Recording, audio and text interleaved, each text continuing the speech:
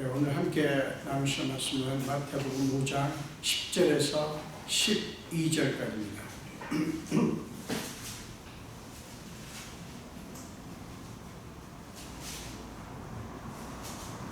마태복음 5장 10절에서 12절까지요. 우리 한 목소리로 함께 읽겠습니다. 의를 위하여 박해를 받은 자는 복이 있나니 천국이 그들의 것입니다. 나로 말미암아 너희를 욕하고 박해하고 거짓으로 너희를 거슬러 모든 악한 말을 할 때에는 너희에게 복이 있나니 기뻐하고 즐거워하라. 하늘에서 너희의 상이 큼이라. 너희 전에 있던 선지자들도 이같이 박해하였느니라. 아멘. 한 번 더 기도하겠습니다. 예수님 보십시오. 저는 죄인입니다. 그러나 주님께서 말씀을 전하라 맡기셨으니 순종하고 말씀을 들고 하나님 앞과 주님의 사랑하는 자녀들 앞에 섰습니다. 성령님이시여 제게 임하사 종의 입술을 정결케 하시고 하나님의 말씀만 선포되게 하여 주옵소서. 감사드렸고 예수님 이름으로 기도합니다. 아멘. 네, 오늘 읽으신 본문으로 의를 위하여 박해를 받은 자는 복이 있나니 라는 말씀과 함께 은혜를 나누겠습니다. 오늘 본문은 팔복의 말씀 마지막 말씀입니다. 제가 사실 오늘 말씀을 준비하면서 쉽지가 않았고요.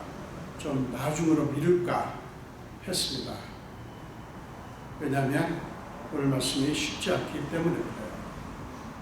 의를 위하여 박해를 받은 자는 복이 있나니 천국이 그들의 것입니다. 이게 여러분 어쩌면 팔복의 말씀 중에서 가장 인기 없고 없었으면 무시해버렸으면 좋겠다라는 생각이 드는 그런 말씀 아닐까요?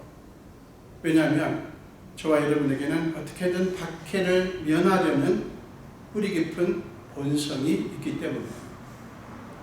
박해를 면하게 해달라는 기도는 우리가 자연스럽게 누구나 열심히 하겠지만 박해를 기꺼이 받을 수 있게 해달라는 기도를 하는 사람이 있을까요?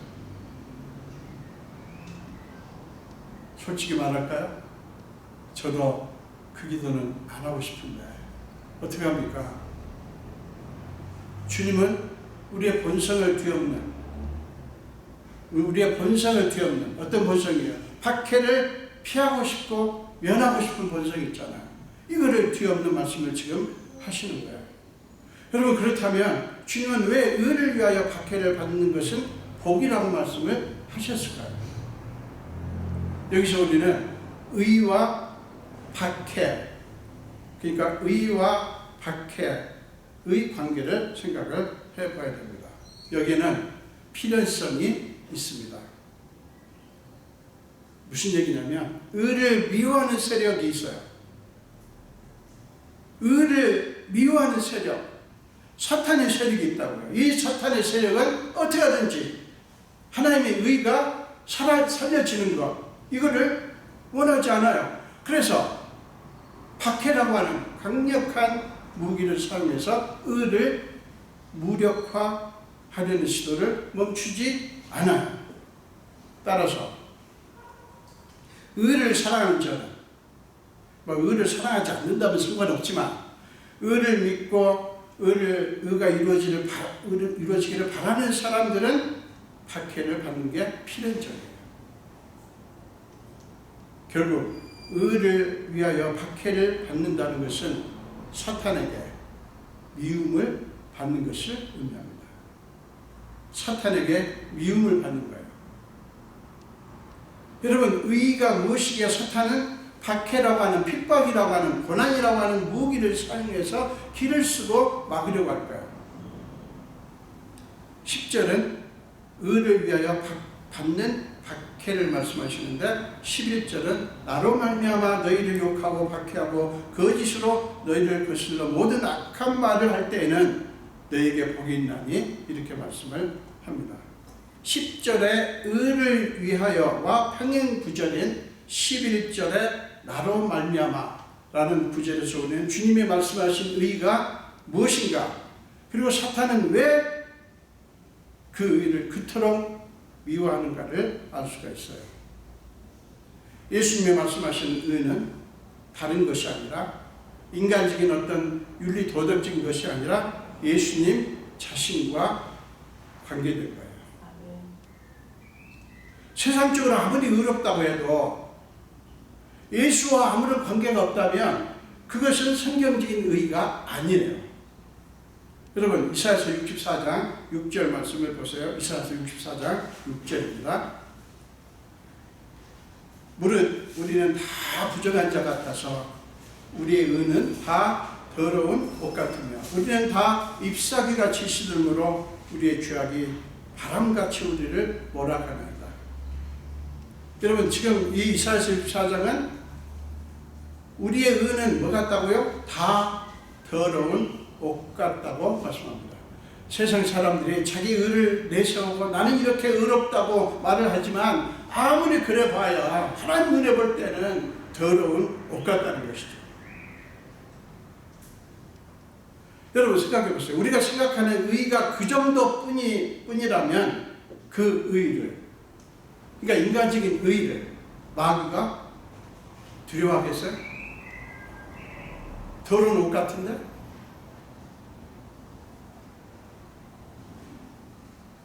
여러분 마귀가 그토록 예수님이 말씀하신 의를 두려워하고 미워하는 까닭은 그 의는, 예수님이 말씀하신 의는 아무런 힘이 없는 인간의 의와 너무나 다른 의이기 때문이에요. 사탄의 권세를 완전히 무너뜨리는 권세를 지닌 의이기 때문이에요. 그러므로 사탄으로서는 길을 쓰고 모욕을 하고 박해를 하고 온갖 음해를 가해서 그 일을 무력화하려고 하는 거예요. 여러분 그렇기 때문에 마귀에게 미움을 받아서 온갖 모욕과 박해와 음해를 당하는 것은 복된 거예요. 우리가 사탄에게 속하지 않았다고 하는 것을 의미하기 때문이에요. 우리가 사탄에게 속하지 않았기 때문에 사탄은 우리를 박해하는 거예요.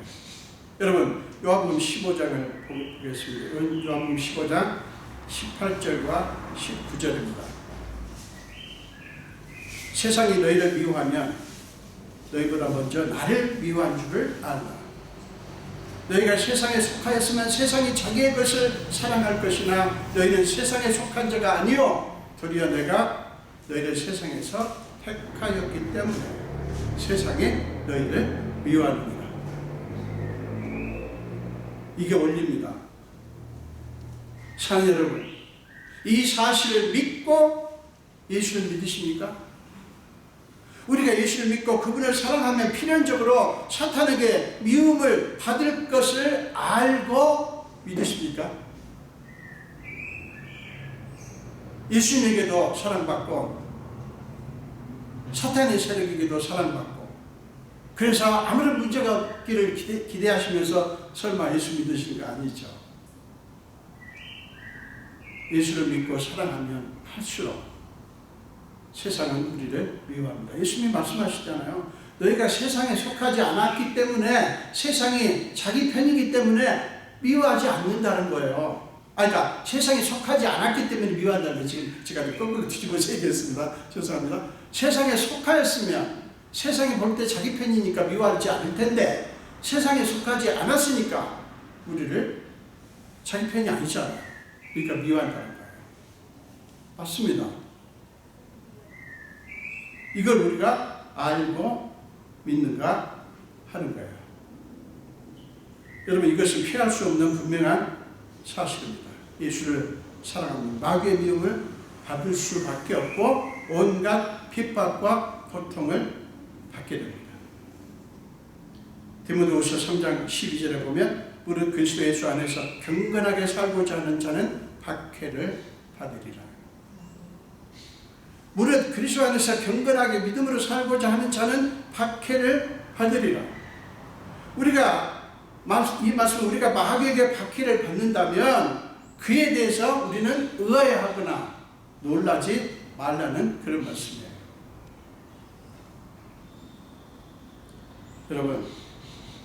여러분들 예수 믿으면서 예수 믿는 것 때문에 참아야 하고 그리고 온갖 이런저런 욕을 먹으면서도 견뎌야 하는 그런 경험들이 있으실 것입니다. 저는 오늘 말씀을 보면서 이미 미국에서 돌아오기 직전에 원고를 썼지만 이 말씀을 제가 오늘 해야 되나 다음으로 할까 이게 굉장히 어려워요. 의를 위하여 박해를 받는 것을 축복이라고 하니까 여러분도 유쾌하지 않겠지만 저도 마찬가지예요. 여러분 특별히 예수를 믿는 것도 믿고 신앙생활 하는 것도 그렇지만 목회자가 목회를 하면서 온갖 이상한 소리 굉장히 많이 듣습니다.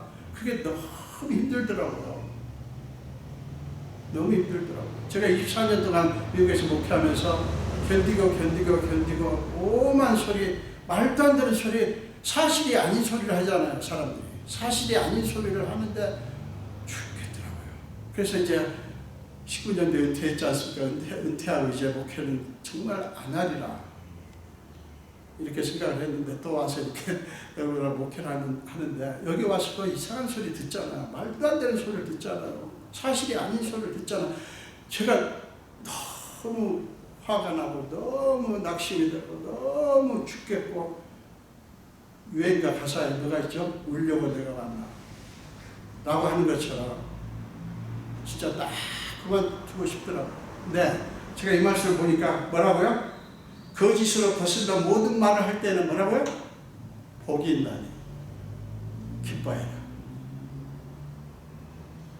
제가 기뻐하지는 못하는 마음이 있었어요. 여러분 앞에서 공개적으로 사과합니다. 기뻐하지 않더라고요. 무엇이 없지 않은 마음이 들더라고요. 아니요. 성경이 뭐라고 말합니까? 기뻐하고 즐거워하라. 제가 조지아에서 목회하면서 제가 어떤 분한테 얻어맞기도 주먹으로 얻어맞기도 했습니다. 뒤로 나자 빠져가지고 충격을 받아가지고 제가 MRI 찍기까지 했어요. 그때는 제가 내가 뭔데 내가 사도발도 아니고 아무것도 아닌데 내가 이렇게 얻어맞기까지 하나.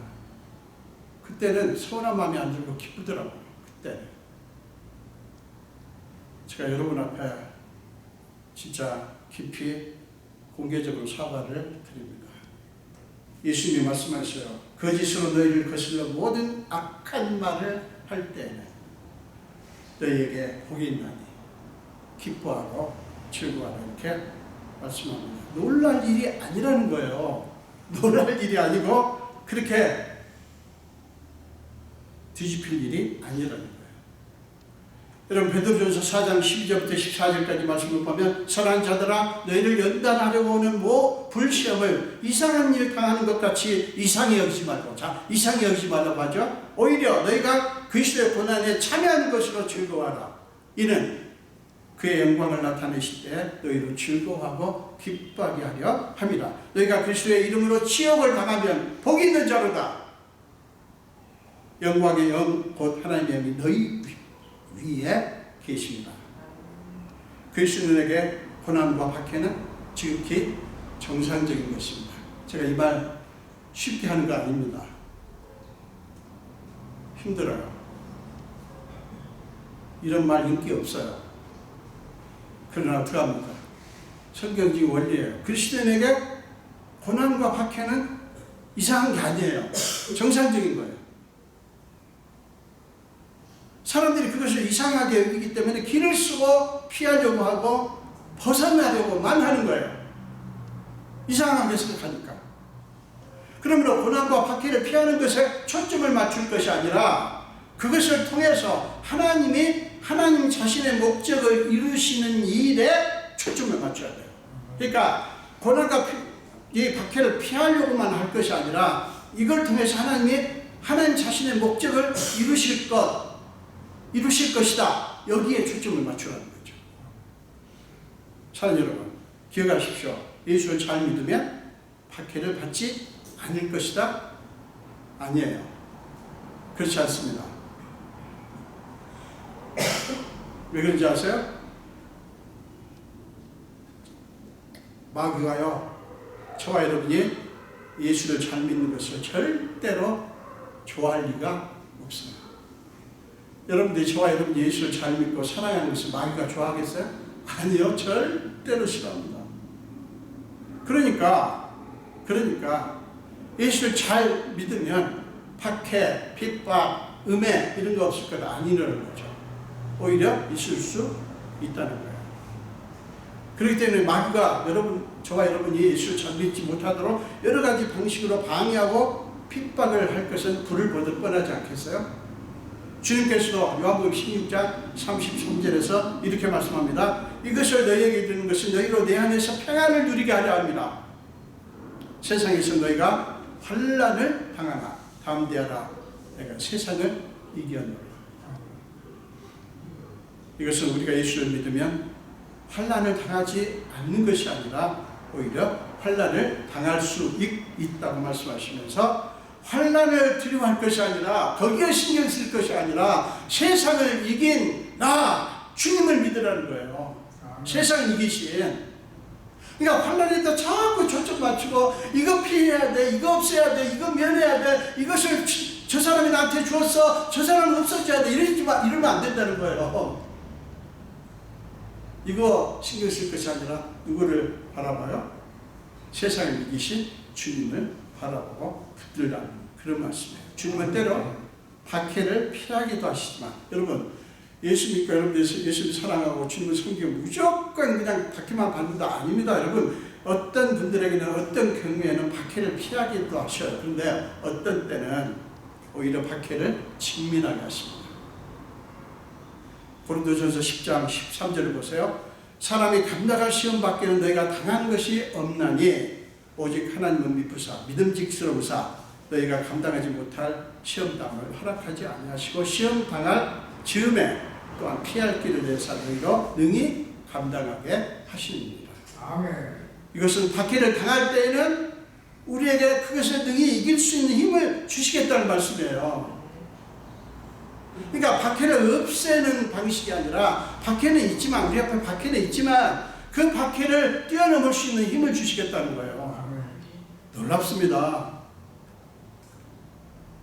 그렇기 때문에 그리스도인에게 중요한 것은 박해를 피하는 것이 아니라 면하는 것이 아니라 박해 가운데서도 주님을 신뢰하는 것입니다. 우리 주님을 신뢰합시다. 아멘. 이거예요, 이거.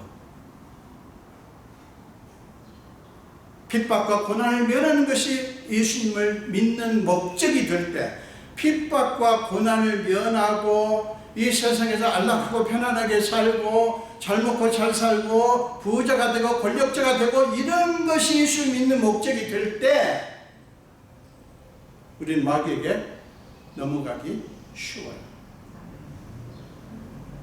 우리가 권력을 추구하고 재물을 추구하고 이렇게 되면 마귀가 이렇게 유혹할 때 예컨대 자 나에게 절해라, 엎드려 절해라. 그럼 내가 이 천하 만국 영광 이 재물 다 줄게.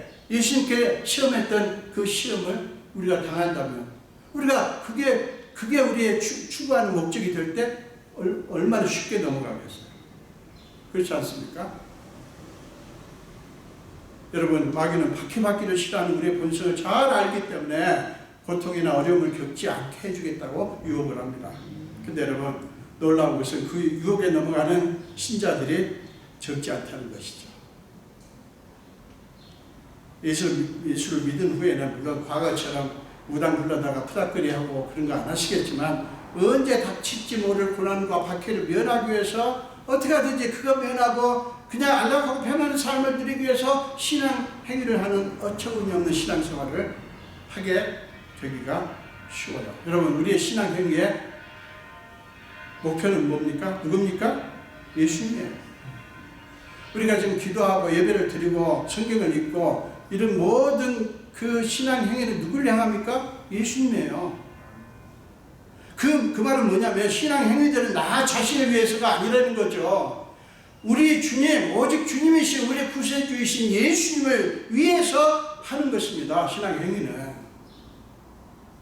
그렇기 때문에 여러분들 기도 열심히 하셔야 되겠지만 새벽 기도 하시고 저녁 기도 하시고 시간 정해놓고 하셔야 되겠지만 여러분 그것은 우리가 주님을 사랑하고 주님께 모든 우리 삶의 모든 것들을 주님께 맡긴다는 의미지 예수님께서 모르실까봐 알려드리는 게 아니에요. 제가 늘 말씀드리지만 말씀 안 하셔도 여러분보다 더 잘하십니다. 근데 왜 기도를 해야 됩니까? 늘 기도 속에서 주님을 인정하고 그 기도를 통해서 주님을 모셔드리고 주님을 더 사랑하고 주님을 만나는 거예요. 아멘. 이게 얼마나 놀라운 건지 몰라요. 여러분, 사랑 여러분, 신앙행위란 우리가 주님을 사랑하고 그분의 은혜가 감사하기 때문에 우리 자신을 주님께 드리는 것입니다. 그리고 우리가 여러 신앙행위를 하고 나서 그 이후에 일어나는 역사는 오직 주님의 손에 맡겨야 되는 거예요. 아멘. 그저 주님 사랑합니다, 주님 감사합니다 라는 고백이 우리가 할 수 있는 전부예요. 여러분, 저와 여러분의 신앙행위에 주님을 영화롭게 하는 것 외에, 주님을 높이는 것 외에, 주님을 찬양하는 것 외에 다른 목적 우리 끼워 넣지 맙시다. 다른 목적 끼우지 말자고요. 어떤 것만 해야 된다고요? 주님을 사랑하고 주님 앞에 감사하고 주님을 영화롭게 하는 것 외에는 끼워 넣지 마세요. 여러분, 왜 이 말씀 드리냐면, 여러분 그 안에도요, 주님이 여러분에게 필요한 것이 뭔지를 더 잘 아시고요, 주님이 여러분에게 더 주기를 기뻐하십니다. 아멘. 저는 이런 하나님이 너무 좋아요. 이 주님이 이런 주님이 너무 좋아요. 우리가 어떤 행위를 한 후에, 신앙 행위를 한 후에, 주님, 제가 주님을 위해서 기도하고 예배드리고 교회를 섬긴 거 다 보셨죠? 그러니 이제 제가 원하는 걸 다 주세요. 그렇게 할 수 없다는 거예요.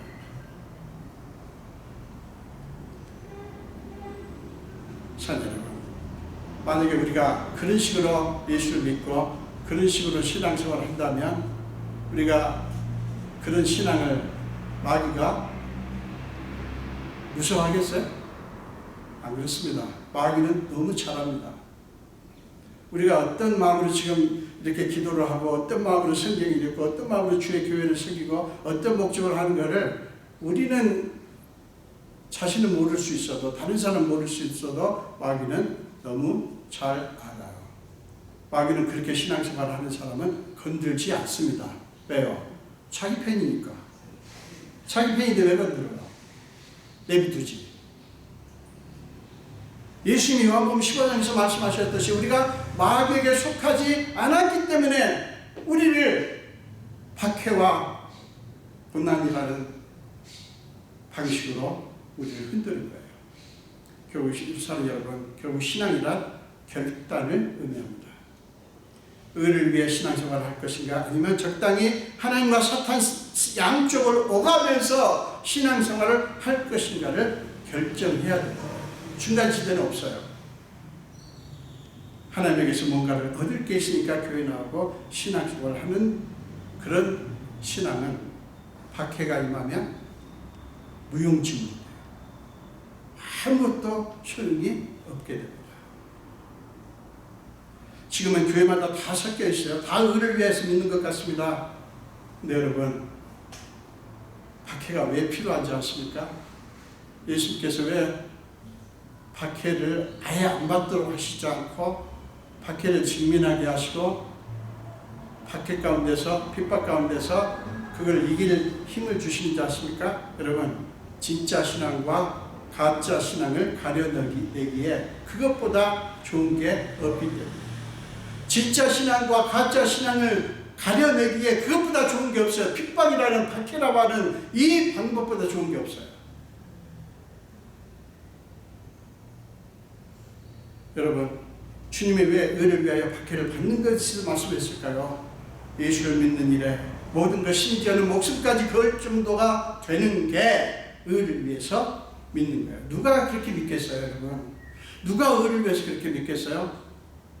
의를 위하여 믿는 믿음의 가치를 정말 아는 사람, 의를 위해서 믿는 믿음의 가치, 이게 너무 소중한 것을 아는 사람이 그렇게 믿지 않겠어요? 여러분, 우리는 가치를 위해서 싸웁니다. 여러분들이 지금 돈을 벌려고 애쓰시는데 돈이 아무 가치가 없어요. 그러면 그렇게 열심히 하시겠어요? 안 하죠, 당연히. 돈이 얼마나 가치가 있습니까? 얼마나 능력이 있습니까? 위력이 있습니까? 그러니까 그 돈을 벌기 위해서 우리가 애쓰는 거 아닙니까? 여러분, 의를 위해서 믿는 믿음의 가치도 그래요. 이게 너무 소중하면 그걸 위해서 모든 걸 걸지 않겠어요? 근데 별로 가치 안 느끼니까 그냥 그럭저럭 하는 거 아닙니까? 여러분, 우리가 의를 위해서 믿는 믿음의 가치를 알고 거기에서 모든 것을 걸고 그것을 위해서 죽기 살기로 싸우는 것, 마귀는 정말 싫어하고요. 그 다음에 그렇게 믿는 사람을 건들지 못합니다. 우습게 여기는 거예요, 우리를 마귀가. 저는 우리 부활의 교회 성도 여러분들은 진짜 마귀가 우습게 보는 게 아니라, 오, 부활의 교회 성도야? 그렇다면 내가 어떻게 할 수가 없지? 내가 손댈 수가 없지? 이 정도 돼야 되지 않을까요? 저는 부활의 교회 성도 여러분들이 그런 분들이 되기를 축원합니다. 그런 믿음 정도 있어야 되지 않겠어요? 부활의 교회 성도인데.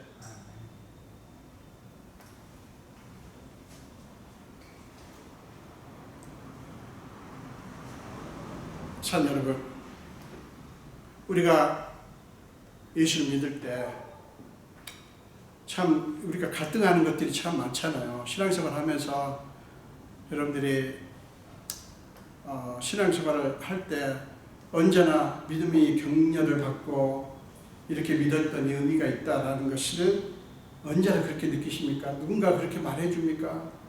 어떤 때는 정말 내가 무엇 때문에 믿는 거야? 내가 무엇을 위해서 이렇게 희생하고 무엇을 위해서 이렇게 해야지 돼? 라는 자괴감이 들 때가 있지 않습니까? 근데 여러분, 기억하십시오. 우리가 어떻게 느끼가? 주님은 저와 여러분을 아십니다. 저와 여러분을 아셔요. 그래서 주님은 말씀하셨어요. 너희가 세상에서는 환난을 당하나 담대해라. 내가 세상을 이겼다. 내가 너희의 그 환난 당하는 그 상황을 안다. 나는 너희와 함께 있다. 너희를 핍박한 그들이 나도 핍박을 했고, 나를 십자가에 못 박은 그들은 너희도 십자가에 못 박을고 덤빌 것이다. 이렇게 말씀합니다. 오늘날은 누가 알곡이고 누가 가라지인지 구별할 수가 없어요. 오늘날처럼 정말 알곡과 가라지를 구별하기가 어려울 때가 없어요. 진짜 믿음, 거짓 믿음을 구별하기가 지금처럼 어려울 때는 없어요. 그러나 마지막 날에 환난의 바람이 몰아치면 알곡은 남겠지만 쭉정이는 다 바람에 날아갈 것입니다. 사랑 여러분, 우리가 의를 위하여 신앙생활을 하고 의를 위하여 싸우는 것은 사느냐 죽느냐의 문제예요. 적당히 소풍 가듯이 무슨 놀이하듯이 해서는 안 돼요. 사랑 여러분, 왜 우리가 의를 위하여 박해를 받기까지 심지어는 죽기까지 싸워야 하는지 아십니까? 그게 우리의 정체성이기 때문에, 우리의 정체성 때문이에요.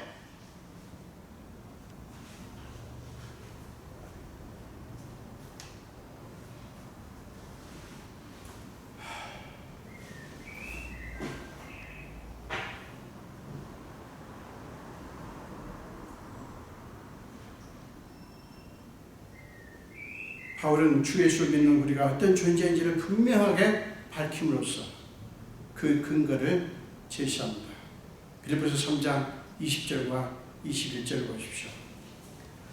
여러분들은 여러분의 성경으로 보시고요. 저는 현대인의 성경으로 보겠습니다. 빌립보서 3장 20절, 21절입니다. 그러나 우리의 시민권은 하늘에 있습니다. 그리고 우리는 우리의 구주이신 주 예수 그리스도께서 그곳에서 다시 오실 것을 기다리고 있습니다. 그분이 오시면 모든 것을 자기에게 복종시킬 수 있는 그 능력으로 우리의 천한 몸을 변화시켜 자기의 영광스러운 몸과 같게 하실 것입니다. 우리의 시민권은 하늘에 있다고 선포합니다. 우리는 이 땅에 살지만 이곳은 우리가 있을 영원한 집이 아니에요. 우리의 고향이 아니라고요. 죄 많은 이 세상은 내 집 아니네. 저는 이 복음성경을 너무 좋아합니다. 죄 많은 이 세상은 내 집 아니에요. 이 땅에 사시는 동안에는 여러분 누리십시오. 여러분의 명예도 부도, 여러분의 여러 가지 가치도 누리십시오. 그러나 아시고 누리셔야 돼요. 이건 우리에게 원한 것이 아니다. 아무리 좋아봤자, 아무리 근사해봤자, 아무리 멋있어봤자 잠시 누릴 뿐이다. 이거를 알고 즐기시라. 사랑하는 여러분, 우리는 이 세상에 그럭저럭 살다가 어느 날 죽으면 그것으로 끝나는 삶이 아니라 이 땅에서의 삶과 비교도 할 수 없는 영원하고 영광스러운 삶을 살게 될 사람들이에요. 이 엄청난 가치를 믿으십시오. 그러면 이 세상의 요구에 불복하지 않고 우리를 위해 십자가의 길을 가시는 그분을 따라 우리도 십자가의 길을 갈 수가 있어요. 우리가 진실로 주님을 믿는다면 그분이 가신 길을 따라가고 그분의 팔자취를 따라 그분과 함께 살아야 되지 않겠어요? 산 여러분, 친히 좁은 문으로 들어가셨고 좁은 길을 걸으신 주님이 우리에게 좁은 문으로 들어가라, 좁은 길로 가라고 말씀하셨으니 우리가 그 길을 주님과 함께 가는 것은 너무나 당연하지 않겠습니까? 여러분, 핵심은 뭔지 아십니까? 오늘 설교의 핵심은 뭔지 아십니까? 주님을 따르는 거예요. 주님을 따르는 거예요. 주님을 따르되 그 결과가 아니라, 주님을 따르다 보면 어떤 결과가 나올 수 있어요? 축복이라든가 치유라든가 행복이라든가 안락한 삶이라든가 그런 결과도 나올 수 있지만 또 어떤 결과가 나올 수 있어요? 핍박이나 고통이나 음해나 이상한 고통스러운 결과가 나올 수 있어요. 근데 그런 결과가 아니라, 주님을 따르되 그런 결과가 아니라, 이런 결과든지 저런 결과든지 결과가 아니라 주님과 함께하는 그 자체에 관심을 두어야 한다는 거예요. 주님과 함께 걸어가는 것, 주님 안에 있는 것, 주님과 함께 십자가 길을 가는 것, 주님과 함께 좁은 문으로 들어가고 좁은 길을 걸어가는 그 자체에 관심을 가지시기를 바랍니다. 그렇게 되면 주님을 따르다가 고난을 겪어야 할 때가 온다고 할지라도 흔들리지 않을 수 있어요. 현세에서 고난은 장차 그분과 함께 누릴 영광에 비하면 아무것도 아니기 때문이에요. 사는 여러분, 그 믿음으로 사는 삶은 겨우 연명해 가는 삶과 전혀 달라요. 우리는 그럭저럭 연명하는 삶을 사는 사람들이 아니에요. 우리는 충만한 생명을 누리는 삶을 사는 사람이고 주님과 함께 영원한 영광을 누릴 사람들이에요. 세상의 요구를 따라 세상의 방식으로 사는 사람들에게는 고난을 당하면서도 핍박을 당하면서도 박해를 당하면서도 주님과 함께 찬미하며 인생길을 걸어가는 사람들이 미친 것처럼 보일 것입니다. 뭐하러 저렇게 예수를 믿나? 저렇게 구질구질하게 살면서 어렵게 고통스럽게 살면서 뭐가 좋다고 예수님을 놓지 않나? 미친 사람 아니야? 저 바보 아니야? 라고 우리를 볼 거예요. 네, 여러분, 그게 무서워서 그러면 우리가 마귀와 함께 살 것입니까? 그럴 수 없죠. 바울은 고린도후서 13장 4절에서 이렇게 말씀합니다. 그리스도께서 약하심으로 십자가에 못 박히셨으나 하나님의 능력으로 살아계시니 우리도 그 안에서 약하나 너희에게 대하여 하나님의 능력으로 그와 함께 살리라. 우리는 부활의 능력을 가진 자들이에요. 부활의 삶이 우리에게 필연적으로 올 것입니다. 고난은, 핍박이나 박해는 잠시 올지 몰라도 영원한 영광 그리고 생명은 영원토록 우리에게 주어질 거예요. 여러분, 콧불소 교회가 온다 라는 책을 쓰신 어윈 맥미너스 목사님은 어느 날 그의 아들과 나눈 대화를 그의 책에 소개합니다. 얼마 전 아들 에런이 다가와서 이렇게 물었다. 아빠, 필요하다면 우리를 위험에 빠뜨리실 건가요? 내가 대답했다.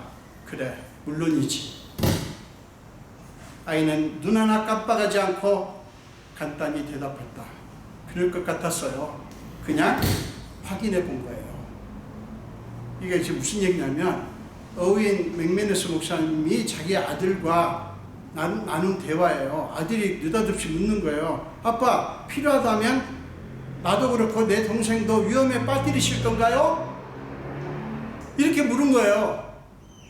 그러면 보통 부모는 어떻게 대답합니까? 무슨 말이냐? 내가 너희를 위험에 빠뜨릴 리가 있냐? 이렇게 말한 게 아니고 이 맥메너스 목사님이 물론이지. 이렇게 대답을 했다는 거예요. 이게 뭡니까? 여기에 뭐가 있습니까? 뭐가 있죠? 아들이 아빠에 대한 신뢰가 얼마나 큰가. 아빠를 얼마나 신뢰했으면 그 질문을 했고 아빠가 그래 물론이지 이렇게 말하는데 그럴 것 같았어요. 그거 그냥 확인해 본 거예요. 이렇게 대답을 했겠어요. 맥메너 목사님은 계속해서 이렇게 그 책에서 질문합니다. 얼마나 많은 사람들이 하나님과 이런 대화를 나눠봤을까? 아빠, 아버지, 아바, 필요하다면 저를 위험에 빠뜨리실 건가요? 저와 여러분이 하나님을 향해서 주님을 향해서 주님 필요하시다면 저를 위험에 빠뜨리실 건가요? 이 질문을 그리스도인들이 누가 했냐고요. 많은 사람들이 하나님께 이렇게 질문하지 않죠. 왜 그런지 아세요? 하나님 대신 자기 마음대로 대답을 해버렸어요. 어떤 대답을 우리가 하죠?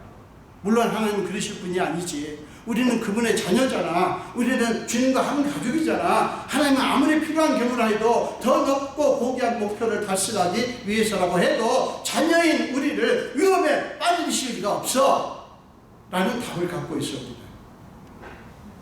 그래서 그 질문을 안 해요. 그리고 하나님께서 그렇게 하시면 화를 냅니다. 맥메너스 목사는 다시 묻습니다. 정말 그럴까? 우리는 멈춰서 하나님께 여쭤봐야 한다.